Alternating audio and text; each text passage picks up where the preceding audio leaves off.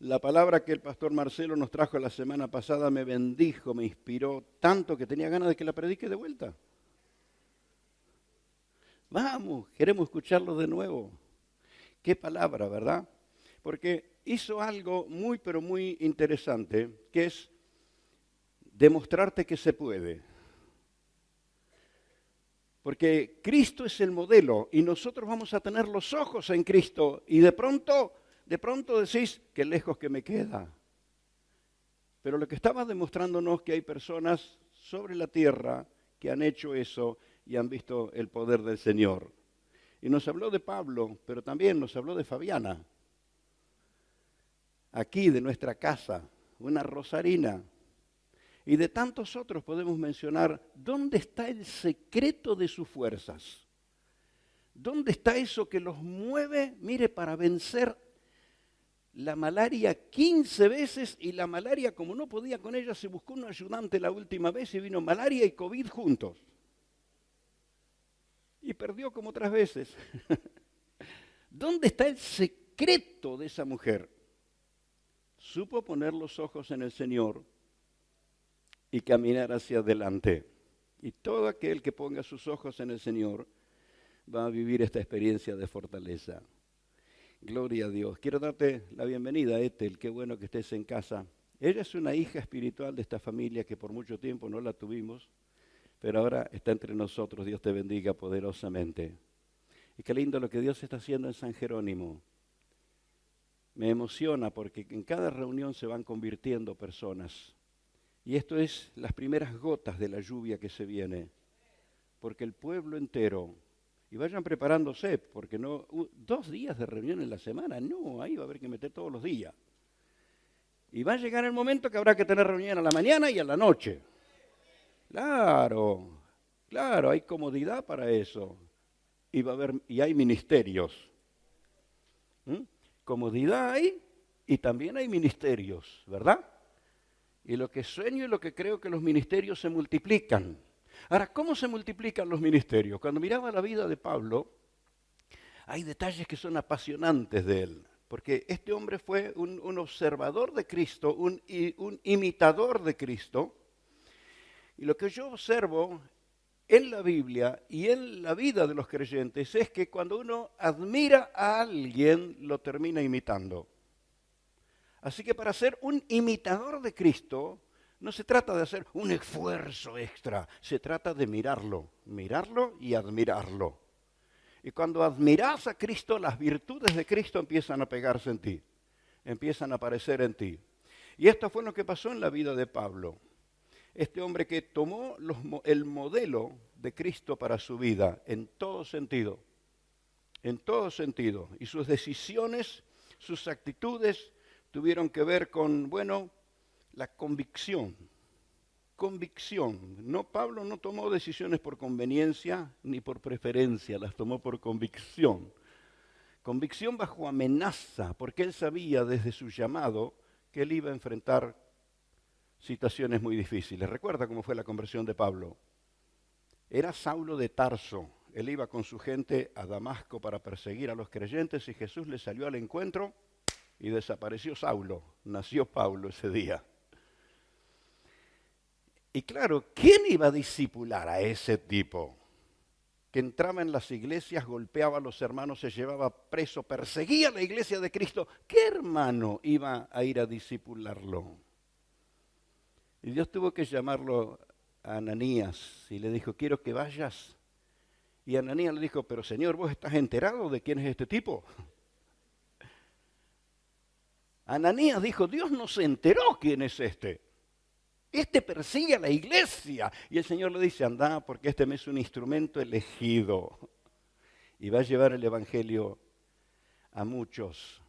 Y lo que el Señor le nombra allí a Ananías, le dice que va a llevar el evangelio a los judíos, a los reyes y a los gentiles. Y cuando usted mira la historia en los Hechos de los Apóstoles, Pablo hace exactamente ese camino. Primero le predica a los judíos lo rechazan, se va a predicar a los gentiles, lo meten preso y un preso le predica a los reyes. Así que se cumple así al pie de la letra el propósito de Dios con él. Y es más, el Señor le dice, porque va a sufrir mucho por mi nombre. Así que Pablo sabía que iba a haber grandes cosas, pero que iba a enfrentar grandes, pero grandes cosas. Entonces, mirar la vida de este hombre nos inspira, nos anima, nos capacita.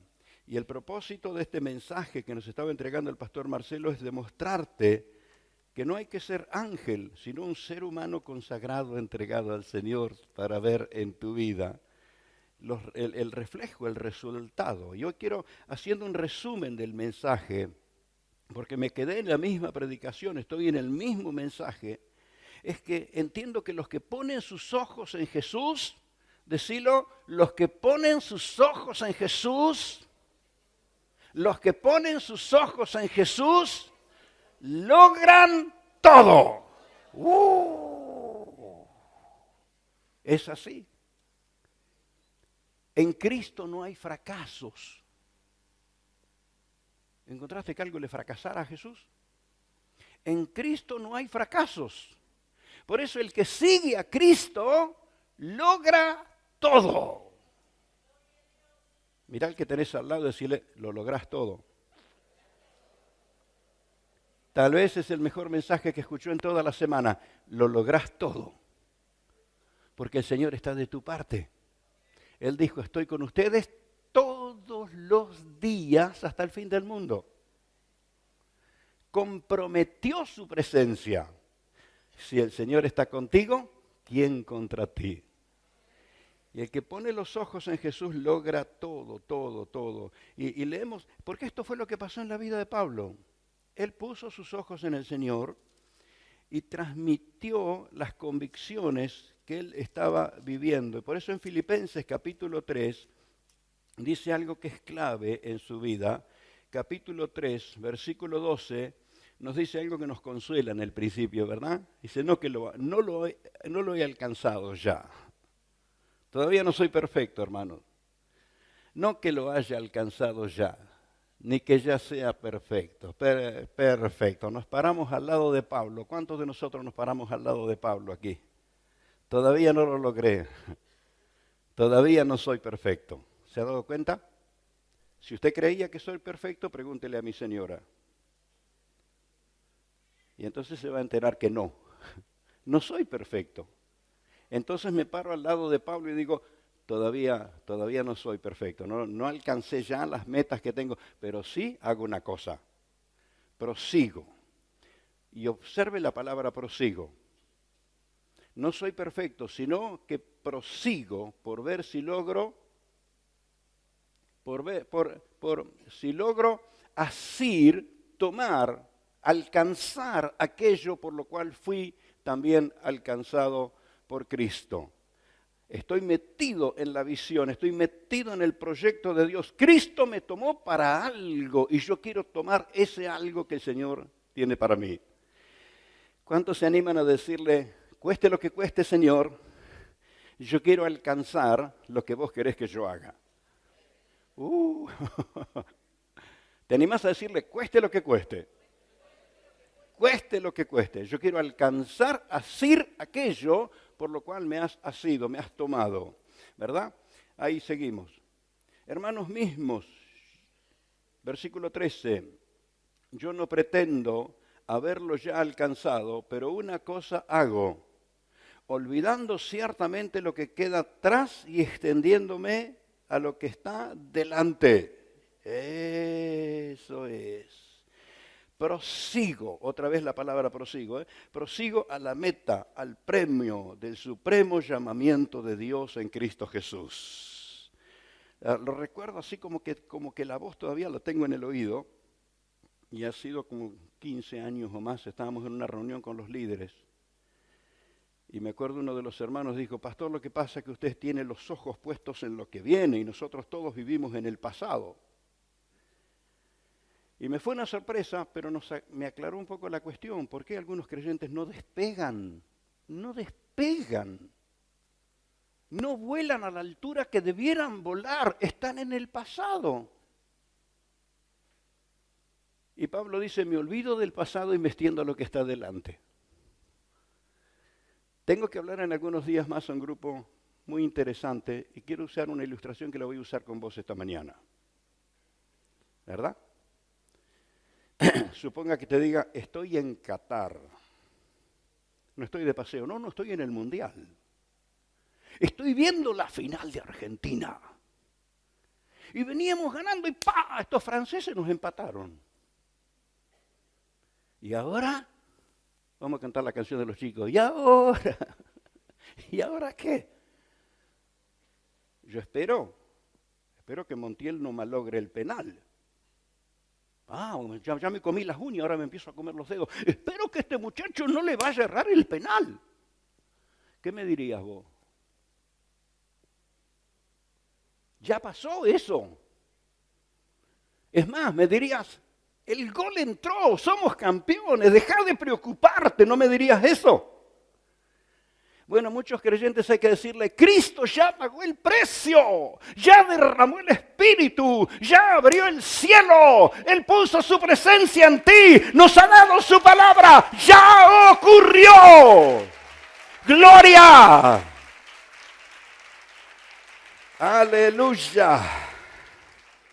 Claro, cuando uno vive en el pasado, vive añorando. Y yo creo que cuando nos situamos en el presente, claro, el desafío es más grande. Una cosa es esperar que algo ocurra y otra es hacer que ocurra. ¿Entiende la diferencia? Entonces soy el creyente muy espiritual. De Dios son los tiempos. Él sabe cuándo lo va a hacer. Él es soberano. Yo seguiré diciendo acá porque el tiempo de Dios todavía a mí no me llegó. Y yo tengo que decirte, ya se te está pasando. Uno está con la mirada en el pasado y si descubriéramos que en Cristo tenemos un presente de gloria, un presente de poder. Una cosa es esperar que las cosas pasen y otra cosa es, en el nombre del Señor, hacer que pasen. No sé cuántos están entendiendo esto. Los chicos ahí fueron al Chaco. Hicieron que pasara. Una cosa era decirle a esa gente, bueno, un día Dios te va a tocar, te va a sanar. Y otra cosa es venir para acá, en el nombre de Jesús. Y ¡ta! Se produjo el milagro. Entonces, hay una diferencia entre esperar que ocurra y otra cosa es hacer que ocurra. ¿Se entiende? Pablo era de los que no esperaba que ocurra. Por eso dice, me olvido de lo que queda atrás. Y me extiendo ¿a dónde? A lo que está aquí delante, a lo que me desafía, a lo que está delante mío. Interesante, muy interesante. ¿Dónde estaba esa convicción? Capítulo 4, versículo 13, pasaje, versículo conocido por todos los creyentes. Todo lo puedo en Cristo que me fortalece. Algunos historiadores, no sé, capaz que encontraron una foto de Pablo. ¿De dónde sacaron el dato? La conclusión de que Pablo era chiquitito, que era un petizo compadrito, que era menudito físicamente. Entonces, claro, cuando uno lee acerca del ministerio de Pablo, lo imagina grandote como un ropero. Pero si de verdad Pablo era chiquitito, entonces tenía cierta lógica que algunos lo menospreciaran. Pero no se dejó despreciar por nadie. Algunos se burlaban de él, pero les demostró a todos que él estaba haciendo lo que el Señor le mandó a hacer. Entonces, qué interesante es mirar a este Pablo que dice, el secreto de mis fuerzas. ¿Quisieras descubrir cuál es el secreto de la fuerza? En algunos ámbitos se le llama resiliencia. Es la capacidad de sobreponerse. Para ilustrarte, resiliencia es algo así como cuando agarras un muñeco de goma, lo retorces todo, lo pones en el piso, lo pisaste, le parás encima y cuando lo soltaste, volvió a armarse solo. Eso es resiliencia. No hay prueba de la vida que te achate, por más pesada que sea. En el nombre del Señor, ¡wow! Y esto es lo que dice Pablo, todo lo puedo en Cristo que me fortalece. Mis fuerzas vienen de Él. Y por eso le aconseja a los hermanos, capítulo 6 de Efesios. Por lo demás, hermanos míos, fortaleceos en el Señor y en el poder de su fuerza. No son simples palabras, 6:10, cuando luego les explica la armadura de Dios. Por lo demás, hermanos míos, fortaleceos en el Señor y en el poder de su fuerza. Vístanse de toda la armadura que Dios le ha dado. ¡Qué bárbaro! Y un pasaje que me encanta mencionarlo, y siempre que lo menciono y por allí lo leemos, me pregunto, ¿cuántos hermanos se darán cuenta de lo que está diciendo aquí? ¡Qué impresionante! Colosenses capítulo 1. Vamos a ir a Colosenses capítulo 1. Primero el versículo 11. Colosenses 1. Que bueno, la pantalla nos ayuda mucho, pero yo quisiera que esto no fomente tu vagancia, sino que seas un lector de las Escrituras, un lector de la Biblia. Amén. Colosenses 1, versículo 11. Dice, fortalecido con todo poder conforme a ¿qué? La potencia de su gloria. ¿Y cuál es el resultado? Toda paciencia y longanimidad. Un ánimo inquebrantable. A este tipo que le pasó de todo. Y su ánimo inquebrantable. Entonces, ¿dónde estaba? Me fortalezco conforme a la potencia de su gloria. Por razones de verbalización, a uno se le forman conceptos que disminuyen la realidad del poder de Dios. Imagínense que yo le quiera hablar esta mañana de una usina, la usina eólica, una hidroeléctrica, una usina nuclear, y traigo una pila, la pilita chiquitita del reloj. Y le digo, la usina tiene energía como esto. ¡Uy, la pilita!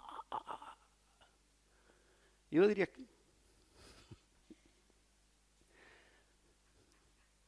a mí me pasa eso cuando me hablan de la fuerza del búfalo. Yo sé que se hace para motivar, pero te está distrayendo, no te está motivando. Porque el búfalo es un animal, es perecedero, no tiene razonamiento, es una bestia. Por eso quiero redimir ese concepto. Porque si te agarro buscando la fuerza del búfalo, te voy a quebrar los cuernos.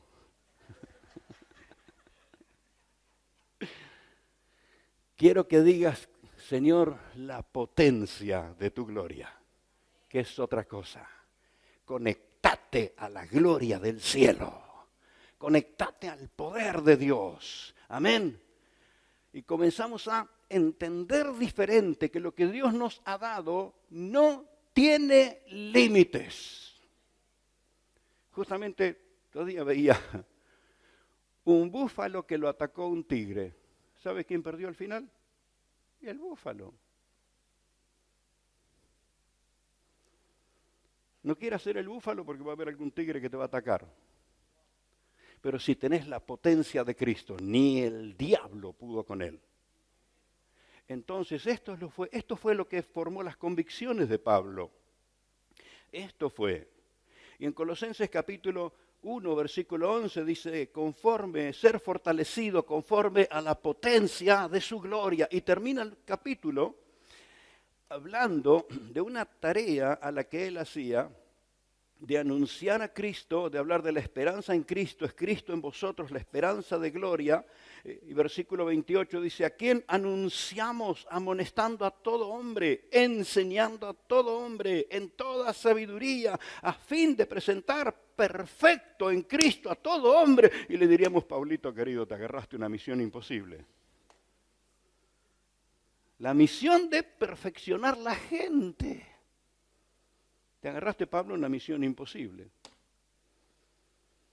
Y versículo 29 dice, por lo cual también trabajo luchando según la potencia de Él. ¡Wow! La potencia de Cristo, la cual actúa poderosamente en mí. Por eso es que cuando algunos quisieron reprender a los demonios les saltaron encima porque ellos le hablaban en el nombre del Jesús que predicaba Pablo, y los demonios dijeron, de Jesús sabemos y de Pablo también, ya habían cobrado cada paliza. ¿Y ustedes quién son? Y el endemoniado les saltó encima y los lastimó. Es decir, No son simples palabras. La potencia de la gloria de Dios actúa en las personas. Y lo que hablamos de Pablo es que Pablo es un ejemplo terrenal. Un hombre que hizo tarea impresionante. Hizo todo, de todo, ¿verdad? Hizo de todo y le pasó de todo. Cobró por todos lados, pero logró todo. Le predicó a los judíos, a los gentiles y a los reyes. Y a través de las Escrituras, ¿a quién le está predicando? A la iglesia de Cristo a través de los tiempos. El mundo le quedó chico a Pablo. Lo metieron tras las rejas, pero desde atrás de las rejas, Pablo empezó a soltar revelación de Cristo, palabra de Cristo. ¿Cuántos son edificados cuando leen las cartas de Pablo? Mirá hasta dónde llegó. 20 siglos después sigue ministrando a la iglesia. Así que este que emprendió todo, que le pasó de todo, también logró todo. Y quiero darles algunos ejemplos humanos aquí, terrenales, de nuestro tiempo, contemporáneos, algunos de ellos. Bueno, el caso de Fabiana creo que el que más ha oído, ¿verdad? Voy a hacer algo que le puede asustar, pero preste muy bien al título que le voy a dar. Es una película que se llama Manos Maravillosas. Búsquela porque está en castellano y es apasionante. Claro, este tema de expoliar las películas a mí me vuelve loco, porque para decirle por qué razón se la recomiendo, tengo que decirle por qué se aprende ahí. Así que si les voy a expoliar la película, perdóneme, pero lo quiero motivar a que cuando la vea preste atención a eso. Es una mamá que su marido la abandonó y se quedó solita con sus 2 hijos. Tuvo que hacerse cargo. Ella trabajaba en servicio doméstico, pero tenía que criar a sus muchachitos. Y era una mujer de fe. Ella, pese a que la película no enfatiza tanto, pero está claro dónde estuvo la fuerza de esa mujer para criar a sus hijos. Era una mujer creyente, le confiaba al Señor y le enseñaba a sus hijos el camino del Señor. Y uno de ellos, por lo cual tiene nombre la película Manos Maravillosas, estudia medicina y se entrena y logra el título y logra el reconocimiento y es un cirujano reconocido. No recuerdo con exactitud cómo se llama la especialidad de esta rama de la cirugía, pero tiene que operar a 2 niños que nacieron siameses. Y cuando los siameses están pegados por huesos de los brazos o por huesos de la columna, es riesgoso, pero aquí estaban pegados por los huesos del cerebro, por la cabeza. Así que era muy cantado, iban a morir uno de los 2, había que hacer la elección, a quién salvamos, quién va a morir. Pero él tomó la consigna que no iba a morir ninguno. Se abrazó a la consigna. Y a ese muchachito, criado por una mamá sola, en medio de la escasez, de la necesidad, en medio de la pobreza, se capacitó, que no le fue fácil. Pero cuando llegó la operación que lo hizo famoso, porque luego fue un hombre famoso en el mundo, Dios le guió cómo hacer, y a esto no se lo voy a expoliar, mire la película. ¿Cómo hacer para salvar la vida de los 2? Y logra una operación que no se había logrado jamás. Y logra salvar la vida de los 2 niños. ¿Por qué le cuento esto? ¿Dónde estuvo la fuerza de esa mujer, esa mamá? ¿Y dónde estuvo la fuerza de ese médico? Cuando uno habla de los apóstoles, siempre tenemos, lo más presente que tenemos es la vida del ministerio, la predicación del evangelio, la labor de los pastores, de los profetas, de los apóstoles. Pero aquí le estoy hablando de un médico. Que Dios lo ilumina, lo guía de tal modo que Él salva la vida de los 2. Una operación imposible. Y así podría hablarle de unos cuantos otros profesionales. había descubierto esa mujer y había descubierto este hombre lo que Pablo dice: mis fuerzas están en el Señor. Él lo sabe todo. Él lo puede todo. Por eso todo lo puedo en Cristo que me fortalece. Conocemos a Pablo como el apóstol. Y nada menos que apóstol a los gentiles. ¿Sabe lo que significa eso? Voy a explicarle un poquito, si hay algún judío no se me ofenda. Después vamos a tener una santa cena de perdón. Pero ellos eran tan exclusivistas, que creían que eran los únicos a quien Dios quería salvar. Por eso se enojan con Jesús cuando Jesús limpia el templo y Jesús dice: mi casa será llamada casa de oración para todos los pueblos. ¡Wow! Se armó el lío. ¿Porque limpió la casa? No, porque dijo que era para todos. Porque ellos en su religiosidad querían privatizarlo a Dios. No podían entender que Dios amaba. ¿A quién ama? A todo el mundo.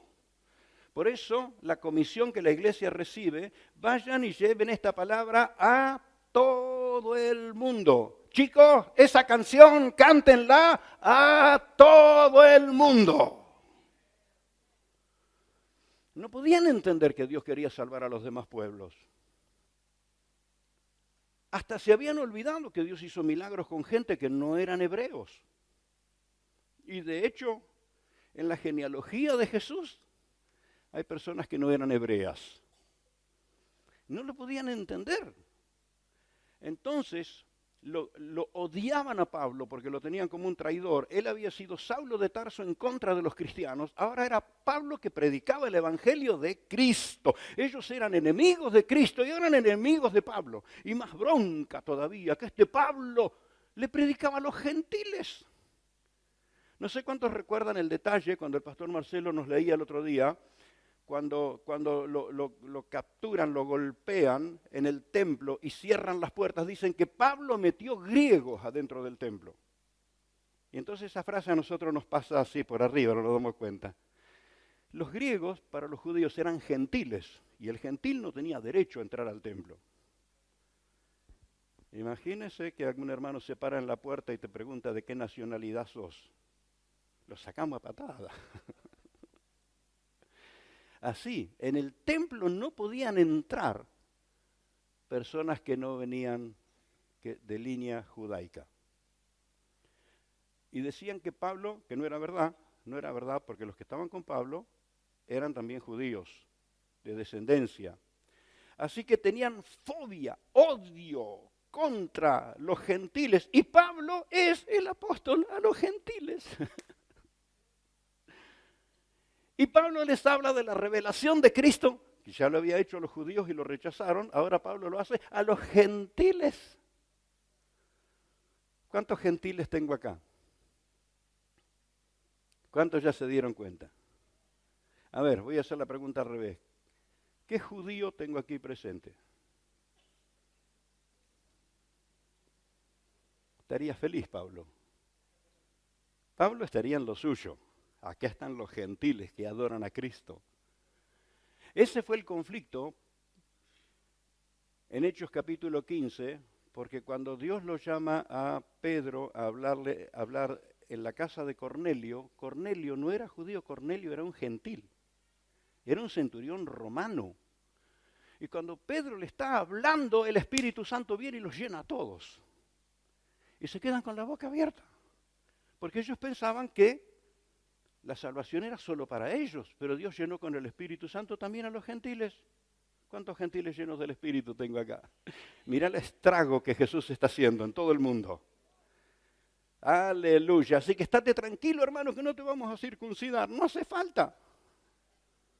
Te bautizás, declarás que Cristo es tu Señor y ya está. Y seguís a Cristo. Entonces, claro, los gentiles, y son claros los apóstoles, no los vamos a obligar a cumplir los rituales judaicos. No los vamos a obligar. Claro, querían que los gentiles se circunciden, querían que vivan todas las fiestas judaicas, y entonces los apóstoles se tienen que reunir, y hubo una sola cosa que les hizo pensar con criterio. Ellos dijeron, si Dios a los gentiles les derramó el Espíritu Santo, les dio lo máximo, dejémoslos tranquilos entonces. Por eso le hacen algunas recomendaciones, pero no los obligan a judaizarse. Y fue la batalla permanente de Pablo con los judaizantes, y quiere que le diga, y con todo el respeto y con todo el amor, cuídese de las líneas judaicas. Pedile sabiduría a Dios para sacar de tu mente, sacar de tu corazón, sacar de tus pensamientos muchas cosas que tienen que ver con una línea judaica, no tienen que ver con el Cristo vivo. Estoy preocupado por eso y he sentido que Dios me dio una consigna respecto a esto. En el vocabulario evangélico hay muchas cosas que no son del evangelio, son del judaísmo.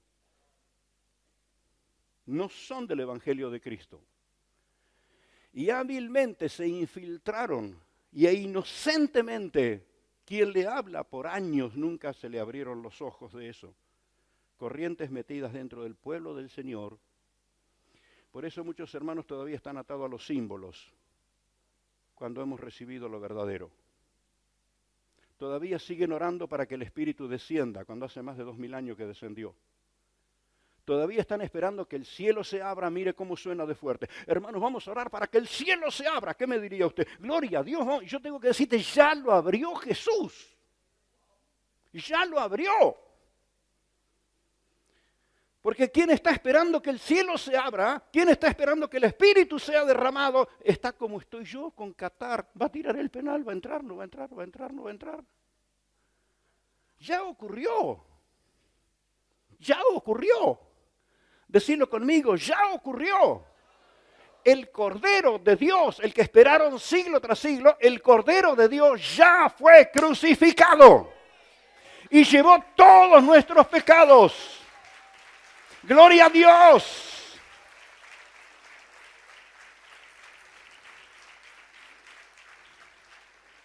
Ese era el mensaje de Pablo y lo odiaban por eso. Porque estaba el formato de trabajo de proselitismo judaico, que era otra cosa. Vos eras gentil de los más perversos, pero te judaizaban, te circuncidaban, guardá cosas de la ley y está todo bien. Y Pablo decía, no hace falta nada de eso, hace falta que te rindas a Cristo. Hace falta que aceptes a Cristo. Hace falta que recibas la salvación, porque el Cordero de Dios ya fue ofrecido. Clarísimo el mensaje de Cristo. Entonces lo odiaban. Así que Pablo, como apóstol de Cristo, tenía medio mundo encima. Tuvo los mismos rivales que Jesús. Con esto te digo todo. Los mismos enemigos. Y como lo crucificaron a Cristo, a Pablo lo querían matar también. Entonces, te estoy hablando de alguien que la pasó de todo. Pero quiero decirte que también Pablo no solamente era apóstol y predicador, era un empresario. Un empresario. ¿Cuántos empresarios hay aquí presentes? Voy a animarte que tengas confianza en el Señor, porque también el Señor sabe de empresas. Amén. El Señor sabe de empresas, ¿cierto? Si lo habrás probado, y lo habrás experimentado. Dirigido, guardado. No sé si le contaste a los hermanos una vez que alguien te compra de Buenos Aires, una compra de esas compras que uno esperaba, y el Señor le dice, ojo, que es una estafa. Y guiado por el Espíritu de Dios, evita que lo estafen. ¿Cierto? Tengo a alguien por allí que estaba empapado de esa situación. Dios guía a los empresarios. No lo tome como publicidad, porque de todos modos es una marca de Buenos Aires. Si viniera a Rosario, bienvenida. Es la fábrica de alfajores Bimar. Bimar es de una familia creyente. Los papás de la dueña viajaban a Córdoba y le traían alfajores cordobeses a sus amigos en Buenos Aires, todos contentos. Y le empezaron a encargar los vecinos, y le empezó a encargar la gente, cuando vas, traeme. Así que venían con el auto cargado de alfajores, y se dieron cuenta un día, ¿qué tal si compramos en Córdoba y vendemos en Rosario, en Buenos Aires? Entonces comenzaron a hacer eso, se tornaron en representantes de los alfajores cordobeses en Buenos Aires. Y un día dijeron, ¿y si hacemos nuestros propios alfajores? Y comenzaron la empresa que se llama Bimar. Para que usted tenga una idea, están vendiendo hoy, en el día de hoy, más de 1 millón de alfajores por día. Y su pequeña fábrica tiene 1,5 hectáreas, el predio. Y esta familia creyente vive momentos muy duros, muy fuertes. El papá súbitamente se enferma y en 20 días muere. Y aquella mujer joven con solo 20 años dijo, bueno, vamos a liquidar todo lo que tenemos, pagarle a la gente porque yo... Y cuando ella está diciendo que no va a seguir, el Señor la anima y le hace saber que el Señor está con ella. Así que empezó a doblar sus rodillas y se hizo cargo de la empresa. Ella y su hermano, poco tiempo después su hermano muere en un accidente y queda con toda la responsabilidad encima. Y yo la conocí personalmente y ella nos decía, hermanos, los empresarios también tenemos que doblar las rodillas. Y leí estos días de un libro que escribieron donde relatan las vivencias de su empresa. Una empresa tan grande, con tanta representatividad, con tantos empleados haciendo ventas internacionales, en un momento estuvieron a pique.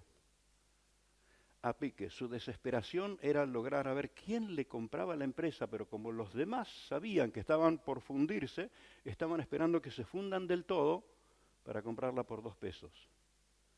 Pero las familias son creyentes y se reunían a almorzar los días sábados o los días domingos. Así que empezaron a doblar las rodillas y a buscar dirección del Señor. Y Dios los sacó de esa situación, los levantó con gracia del cielo. Y me encantó escuchar, no un pastor, no un apóstol, sino un empresario, contar cómo Dios actúa sobre la empresa cuando usted le cree. Por tu kiosquito, tu granjita, tu saloncito, tu peluquería, ¿dónde estás? Ese negocio que estás manejando. Y usted se preguntará, ¿y qué hacía Pablo? Pablo fabricaba carpas. Hoy fabricar carpas para los camping. En aquel momento, las carpas eran parte de la vivienda de la gente. Es más, ciertos países todavía usan carpa, ¿verdad? Vos que anduviste por ahí. Usan carpas en el día de hoy. Pablo era un empresario que fabricaba carpas. Traducido al día de hoy sería una empresa constructora que construía casas, lugares de habitación. Así que la vida empresarial la conocía desde cerca. ¿Y sabe qué hizo él? No solamente defendió su economía, no solamente estableció su empresa, él discipuló dentro de su empresa gente que luego entró en el ministerio con él y se hizo cargo de las necesidades de mucha gente en el lugar donde él estaba ministrando. Así que quiero decirte que hay mucho para ver en este hombre como ejemplo para nosotros, como apóstol, claro, pero como empresario también. A laburar, muchachos. El Espíritu de Dios está ahí. Una práctica que hago, cada herramienta que compro, cada máquina que compro, algunas, antes de abrir la caja, oro y le doy gracias al Señor. Y declaro que Dios es el dueño de ese bien. Yo tengo que administrarlo, pero Él es el dueño. No voy a decir para que no digan que estoy pasando el chivo. Usted sabe que fabrico máquinas. Y he aprendido que del Señor viene la gracia, la sabiduría, la fuerza. Y me abrió los ojos así un día a descubrir en Éxodo 31, 3 y 4, que el Espíritu de Dios da unción para inventar diseños. Diseños. Capacidad creativa. Los que están ahí como embotellados en que no hay nada, que no se puede nada, pedirle al Señor que te abra la cabeza. Porque Dios te hizo capaz. Y el Espíritu de Dios viene, te abre la cabeza y te da la facultad para hacer diseños. Amén. Se pusieron muy serios cuando empecé a hablar de trabajo.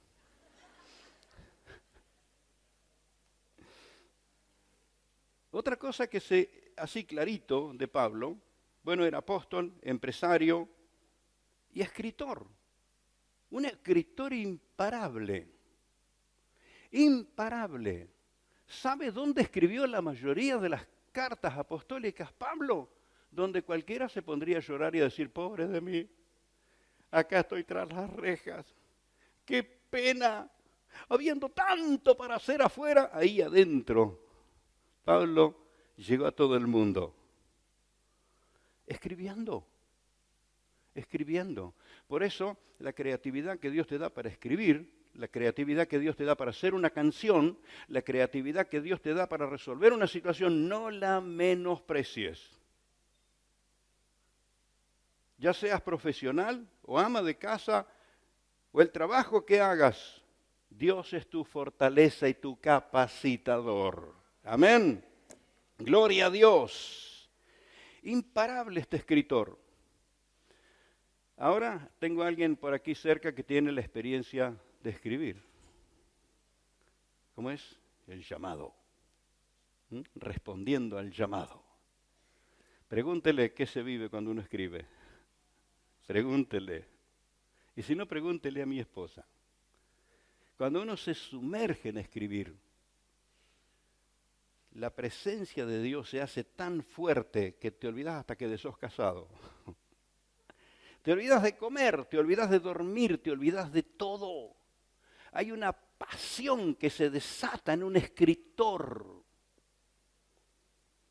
¿Sabe que escribí 7 libros? Y tengo otros cuantos ahí esperando. Y voy trabajando de a poquito con algunos de ellos. Entonces, cuando yo veo que Pablo era un escritor imparable, lo comprendo. Ahora, lo comprendo a Pablo en la facultad creativa para escribir, en la facultad creativa para transmitir, y me compadezco del pobre tipo que escribía. Porque Pablo lo que hacía dictaba. Y el que estaba escribiendo no tenía una computadora. Ahora Pablo, que se me tildó. No. Había que seguirlo. Y evidentemente no era Pablo el que ponía la letra y el puño, Pablo dictaba. Por eso que el otro no encontraba el punto, la coma, porque Pablo no paraba. Te lee párrafos enteros que dice, ¿dónde termina? Es que Pablo no paraba, pobre escritor. Y como aparecieron los que enviaban cartas diciendo que era de Pablo, Pablo adoptó una forma de que los hermanos supieran las cartas falsificadas y cuáles eran las genuinas. El saludo lo escribía él. Como Pablo tenía dificultad en la vista, la letra de Pablo era bastante grandota. Por eso dice, miren con cuán grandes letras les escribo. Aquí va el saludo de mi propia mano. Era como la rúbrica, la firma. Y los hermanos sabían cuál era la carta trucha y cuál era la carta de Pablo. ¡Imparable el tipo! ¡Imparable! Los que tienen, los estudiantes viven procesos más o menos similares como los que vive un escritor. Pero si hay algo desafiante en todo lo que hizo Pablo fue que era un entrenador de muchos. Un entrenador. Se diría hoy el nombre actual sería un coach, ¿verdad? Un entrenador. Nunca lo va a ver solo a Pablo, siempre está con alguien. Con Silas, con Lucas, con con el otro. Trabajé para 2 de los libros, las cartas de Pablo, y me quedó algo pendiente que algún día me voy a desquitar. Investigar sobre todos los personajes que estuvieron al lado de Pablo. Qué impresionante, ellos fueron empapados de la visión que había en Pablo, de la visión y de la pasión que había en Pablo. Y entonces forma gente para la obra del Señor, forma ciudadanos. Por eso dice, trabajo conforme a la potencia del Señor para perfeccionar la vida de todos los hombres. ¡Qué laburo! Perfeccionar a otro. Se dice que las 3 profesiones más estresantes son las de gobernar, la de curar y la de educar. ¿Sabe qué tenía Pablo? Las 3 profesiones. Así que si Pablo, cuando lee las epístolas, algunos nos damos cuenta los rasgos de estrés que está mencionando Pablo ahí. Son las 3 profesiones más estresantes y Pablo las tenía todas, estaba metido en todo. Pero, ¿dónde estaba la razón de sus fuerzas? ¿Dónde estuvo lo que lo mantuvo en pie? ¿Dónde estaba eso que lo apedreaban, lo tiraban como muerto, se levantaba y seguía? Lo golpeaban, lo ponían en el cepo. No sé cuántos saben lo que es el cepo. Es una de las formas de prisiones más horribles, porque estás metido ahí contra la pared, el brazo trabado en un lado, el otro en otro, trabada la cabeza y trabado los pies. Estás estaqueado pero parado, ahí, en el cepo. Y no lo pudieron parar. Ahí en el cepo cantaban cánticos a Dios. Dale, Sila, ¿vos te acordás la nota? Decile a Joel que te tire el tono. Que te suba el volumen. Vamos, Sergio, subí el volumen. Y cantaban ahí en la cárcel. Y siempre me llamó la atención, cantaban himnos a Dios. Y los presos los oían. No le estaban cantando a los presos. ¿Sabe quién le cantaban? Ellos le cantaban a Dios. Por eso cuando estás en el culto, ya sea con un micrófono en la mano o no, sucede algo cuando vos le cantás a Dios. Algo sucede en el campo espiritual. Y estaban en el lugar más desgraciado que se puede decir, en la cárcel, cantando himnos a Dios. ¡Oh, cuán grande es Él! ¡Cuán grande es Él! Cualquiera diría el ridículo. Pero ellos están cantando y la cárcel tiembla. Y se abren todas las puertas. Y son sueltos todos los presos. Y cuando el carcelero ve que sus presos se han soltado, dice, acá llegó mi fin. Porque o me matan los presos o me matan mis superiores, y sacó la espada para suicidarse. Pero donde Dios está, donde hay personas llenas del Espíritu, es un ámbito de vida, no es un ámbito de muerte. Y si había muerte, la muerte se va, se instala un ámbito de vida. Así que donde vos estás, hay un ámbito de vida. La presencia de Dios está con vos y hay un ámbito de vida. Qué impresionante la vida de este hombre. Siempre trabajó en equipo, nunca trabajó solo. Por esto quiero destacar que Pablo tomó el modelo de Cristo y se detuvo a mirarlo a Cristo. Y fue tal su dedicación de aprender de Cristo que él tuvo el honor de ser transportado al tercer cielo. Y siempre digo, no escribió Pablo de lo que vio porque Dios le dijo que no escriba, pero ganas no le faltó. Por ahí se le escapa algo y dice, conozco uno que fue llevado al tercer cielo y se tiene que callar la boca porque Dios le mostró todo lo que le mostró, pero no le dio la orden de que escriba. A Juan sí. Lo llevó, le mostró y le dijo, escribí en un libro. Pero a Pablo le dijo, ¡shh! Y cuando está, ¿dónde es la ciudad donde están? En Troas. Va en camino a predicar y está embarado Pablo ya haciendo el plan de la mañana. Y el Señor le dice, ¡shh! Y te aseguro que la única manera de tenerlo callado a Pablo, la única. ¿Cuántos quieren saber cómo es que hacer para tener callado a otro? Ah, ya sé en quién está imaginando.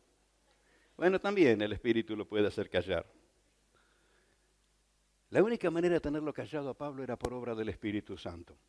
Porque no lo paraban las piedras, no lo paraban los látigos, no lo paraba la cárcel, no lo paraba la persecución, no lo paraba nada. Pero era obediente al Espíritu de Dios. Y aquí tenemos algo más para aprender de este hombre. Tenemos algo más de su ejemplo.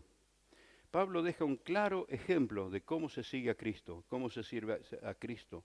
Todo lo puedo en Cristo que me fortalece. Fortaleceos en el Señor y en el poder de sus fuerzas. Y un día yo estaba leyendo la Biblia en el libro de Juan y vi que una de las controversias más grandes de los judaizantes era poner en tela de juicio la identidad de Jesús.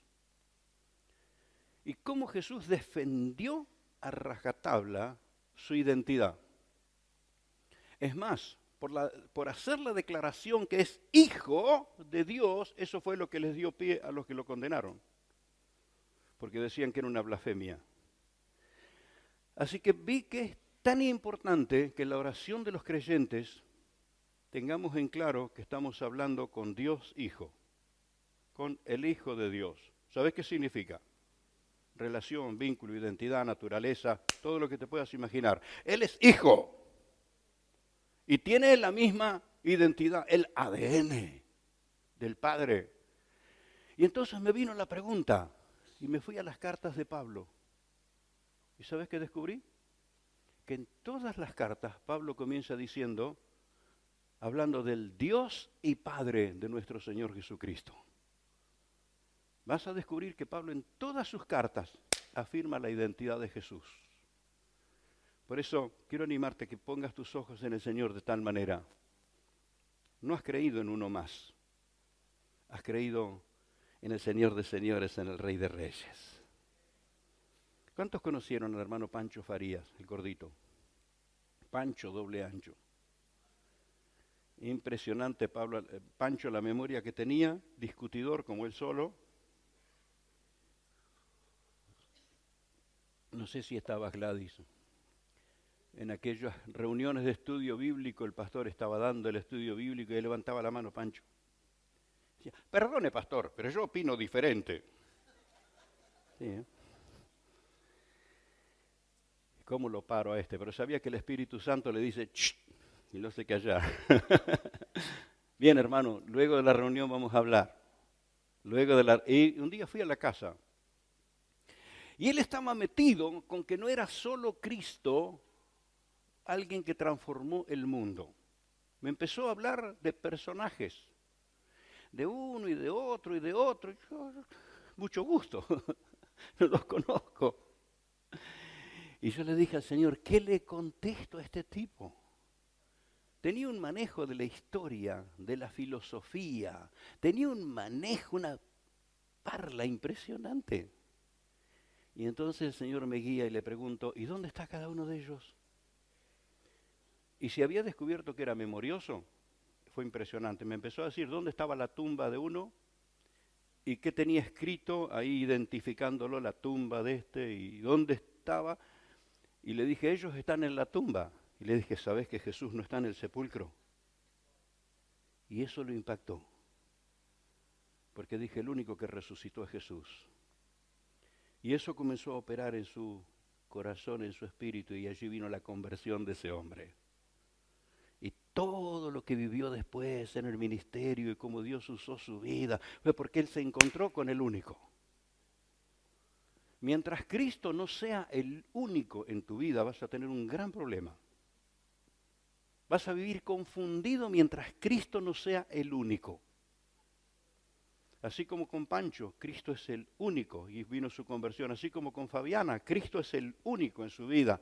Así como en Pablo, Cristo era el único en su vida. Te pregunto, ¿dónde está Jesús en tu vida? Que sea el único. Vamos a orar esta mañana y poner a Cristo en su lugar y tomar la autoridad y el poder y el respaldo del Señor. Padre Dios bueno, enviaste a Jesús para redimirnos.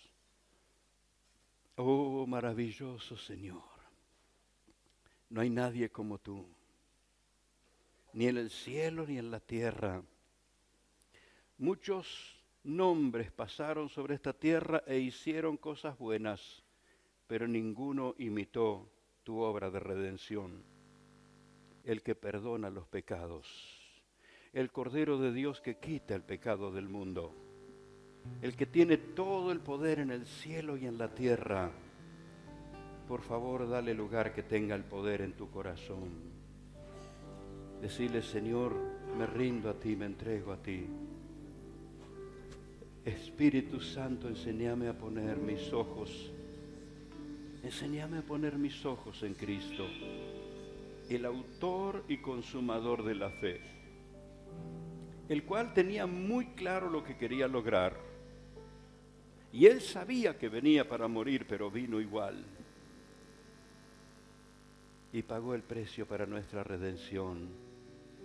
Yo quisiera animarte que des tu devoción al Señor unos minutos, un instante. Esa oración personal. Ese diálogo personal que quiero animarte que no solamente aquí lo tengas, sino en tus horas, en tus momentos a solas con el Señor. Ya sea en la madrugada, en la hora que sea. Oh, doblar nuestras rodillas y hablar con Él y llenarnos de su presencia es incomparable. Es incomparable. De Él viene la vida, de Él viene el poder. Él abrió el cielo y Él envió al Espíritu, el que te llena de fuerzas y te trae revelación del Padre. Es el mismo Jesús al que le creyó Pablo. Es el mismo Señor a quien sirve Fabiana. Es el mismo Señor ante el cual aquellos empresarios doblaron sus rodillas cuando estaban en quiebra, sin salida, su empresa, y esa familia clamó y el Señor le abrió las puertas poderosamente. Es el mismo que responde cuando orás por tu salud. Estos días, el viernes precisamente, lo despedimos al hermano Ricardo Cerdá, que volvía al Chaco. Él vino por un accidente que tuvo su hijo. Su moto resbaló en un pozo, se cayó contra el asfalto, tiene 18 puntos en la cabeza. Entró en estado de coma y no había esperanza. De inmediato los hermanos hicieron correr la voz y la iglesia estaba orando. Y sus padres allá en el Chaco se enteraron y estaban orando. Y entre esos pedidos de oración, una hermana de la hermana Isabel, pide oración y la enfermera que lo estaba atendiendo le identifica y le dice: es el muchacho que yo estoy atendiendo.